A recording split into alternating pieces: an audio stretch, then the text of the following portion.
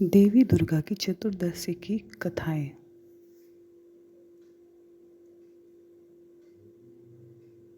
देवी दुर्गा की चतुर्दशी की कथा। जय माँ दुर्गा की।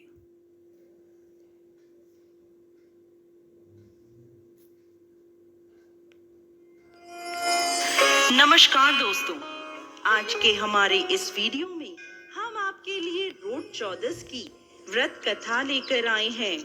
एक समय की बात है, किसी गांव में एक साहूकार और साहूकारनी रहते थे। उनके एक बेटा और एक बहू थे।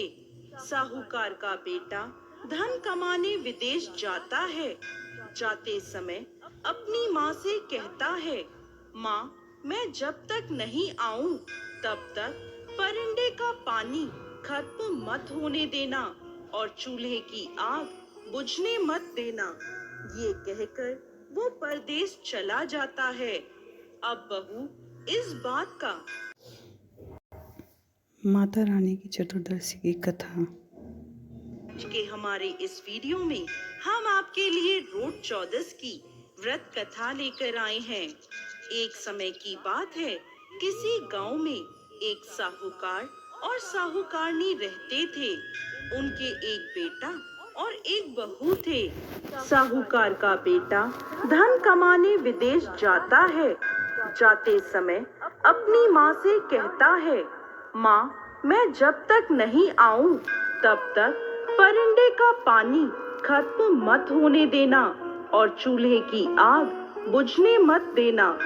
ये कहकर वो परदेश चला जाता है। अब बहू इस बात का हमेशा ध्यान रखती थी कि कभी भी परिंदे का पानी खत्म ना हो और चूल्हे की आग ना बुझे। इस तरह कई साल बीत गए। एक दिन उनके घर की चूल्हे की आग बुझ जाती है और परिंदे का पानी भी खत्म हो जाता है। यह देखकर बहू घबरा जाती है और जल्दी से कुएं पर जाकर पानी लाकर पानी भर देती है। अब वह आग मांगने पड़ोस में जाती है। पड़ोसन उससे कहती है, आज हमारे घर में कुछ भी उधार नहीं दिया जाता। बहू पूछती है, ऐसा क्यों? तब पड़ोसन उसे बताती है कि आज रोड चौदस है। आज हम पूरा घर लीपते हैं। परिंदे का पानी गिराकर साफ पानी भरा जाता है और फिर अनाज पीसकर उससे रोट बनाते हैं, जिनकी पूजा करके कथा कहानी कहकर खाना खाया जाता है। यह सुनकर बहू सोचती है कि जब उसके चूल्हे की आग बुझ गई है तो वो भी इस व्रत को कर ले। वह घर आकर पूरा घर लीपती है, परिंदे को साफ करती है। यह देखकर उसकी सास उस पर नाराज होती है। जब मेरे बेटे ने मना किया था, फिर तूने चूल्हे की आग क्यों बुझा दी? परिंदे का पानी क्यों बदल दिया? बहू कोई जवाब नहीं देती और अपने काम में लगी रहती है। वह नहा धोकर अनाज पीसकर नई आग जलाकर रोट बनाती है। उस रोट में वह दूध, सूत, दूब, चना, धना, दही 7 चीजें डालकर रोट बनाती है। पूजा करके अपने सास ससुर को रोट खिलाती है और फिर खुद भी खाना खा लेती है। उस दिन उसका पति परदेश से धन कमाकर घर वापस लौटता है। जैसे ही वह गांव के पास पहुंचता है, तभी रास्ते में उसे एक सांप मिलता है, जो उससे कहता है, मैं तेरा काल हूँ, मैं तुझे डसूंगा। तो वह कहता है, मैं कई सालों बाद अपने घर जा रहा हूँ। मेरे बूढ़े माँ बाप मेरा रास्ता देख रहे हैं। मुझे उनसे मिल लेने दे, फिर रात को तू मेरे घर आना। मैं अपनी पत्नी की चोटी पलंग से लटका कर रखूंगा। तुम उस पर चढ़ जाना और मुझे डस लेना। सांप उसकी बात मान लेता है और उसे जाने देता है। अब वह लड़का घर पहुंचता है, खाना खाकर सोने जाता है। उसकी पत्नी थकी हुई होती है।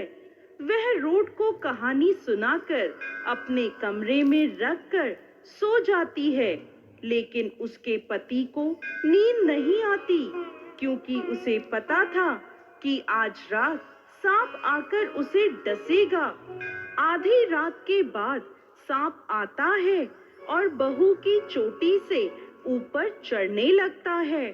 अब रोट में बैठे धना चना दूब सूद सब सोचने लगते हैं, इस बहू ने पहली बार रोट बनाए हैं। यदि आज इसके पति को सांप ने डस लिया तो हमें कोई नहीं मानेगा, ना ही कोई पूजा करेगा। इसलिए हमें इस सांप को मारकर इसके पति को बचाना होगा। ऐसा सोचकर वह सब अलग अलग हथियारों का रूप धर लेते हैं। कोई तलवार, कोई ढाल तो कोई कटार बनकर रोड से निकलकर उस सांप को मारकर टोकरी से ढक देते हैं और वापस रोड में चले जाते हैं। अब बहू का पति चुपचाप ये सब देखता रहता है। निश्चिंत होकर वह सो जाता है। बहू सुबह उठकर अपने घर के काम धंधों में लग जाती है। जब बेटा उठता है तो माँ बाप उससे पूछते हैं, बेटा आज तो तू खूब सोया। बेटा अपनी माँ से पूछता है, माँ कल तुमने क्या बनाया था, क्या पूजा था? उसकी माँ नाराजगी में कहती है, बेटा तू जो कहकर गया था बहू ने वैसा कुछ भी नहीं करा। परिंदे का सारा पानी गिरा दिया, चूल्हे की आग भी बुझा दी, पड़ोसन के कहे अनुसार रोट बनाए और पूजा करके खाना खिलाया। तब वह लड़का अपनी माँ को बताता है कि माँ कल मेरा काल आया था और इसी रोट ने मेरी जान बचाई थी। उस दिन के बाद से राजा पूरे नगर में ढिंढोरा पिटवा देता है। अब से सब लोग अपने परिवार की सुरक्षा और समृद्धि के लिए अनंत चतुर्दशी के दिन रोट बनाएंगे और उनकी पूजा कर कथा कहानी कहेंगे। इसके पश्चात रेशम व सूत के अनंत को पूजा के बाद गले या बाजू पर बांधा जाता है। हे रोट महाराज, जैसे बहू पर टूटे वैसे सबको टूटना। कथा अधूरी हो तो पूरी करना, पूरी हो तो मान करना। जय अनंत भगवान।